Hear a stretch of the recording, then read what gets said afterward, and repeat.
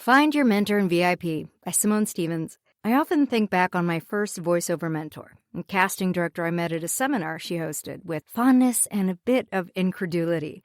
Why was she so helpful? Why was she so giving of her time? There must have been something wrong with her.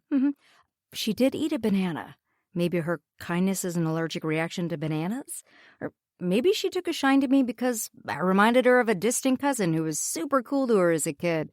Perhaps I had a voice that was trending at the time, and it was just a matter of her sending out a few emails to agents. No big deal. Those emails got me my first agent, who I'm still with over a decade later. And yeah, my voice had something to do with it, but she cared enough to get me in the room. What was my part in creating that relationship with my voiceover mentor? I was a trained actor at the time, but I also came to every class on time, scribbling notes furiously, filled with questions and excitement whenever it was my turn in the booth. I was just me, my passionate self. I also spent a year auditioning for this woman, eventually booking work, before she sent the aforementioned email. I didn't go in expecting her to take an interest in me, but I was happy she did. I've had many other casting directors that did not result in a mentorship or friendship, and that's okay. She was the one I needed. Later on, as the industry changed, I struggled to keep up. I had become the old dinosaur still feeding on wilting ferns, while the others had moved on to greener terrain and Kobe steaks.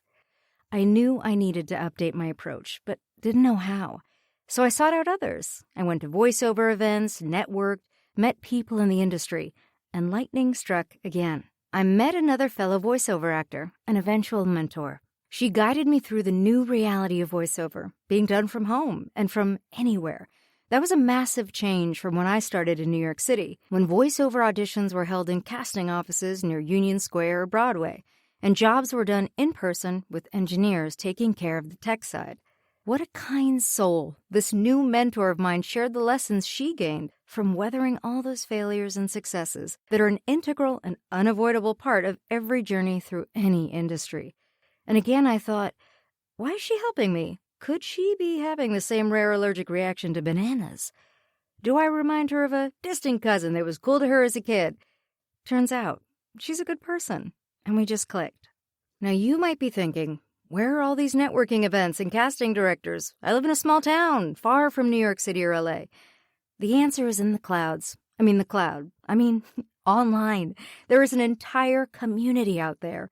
I once had an actor friend that I introduced to my first mentor via email. Part of me was hoping my friend would find the same open arms that I had so long ago. But who knows? It's like dating in a way. You can't force love on either side. Finding a mentor does not guarantee you getting your foot in the door to an agency, nor should you expect it to. But it will give you a deeper understanding and appreciation for the industry. It will be like suddenly having a compass dropped into your hand. And once you do have a guide, be respectful. I never overasked of my mentors or depended on them. They have their own business to run. Do your part. Work hard with the gift of knowledge they've given you. Which brings me to the big VIP, the most important member of your team. The mentor, you already know.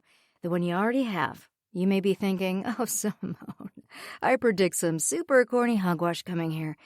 You've already guessed it, haven't you? Well, my friend, it is you. Yes.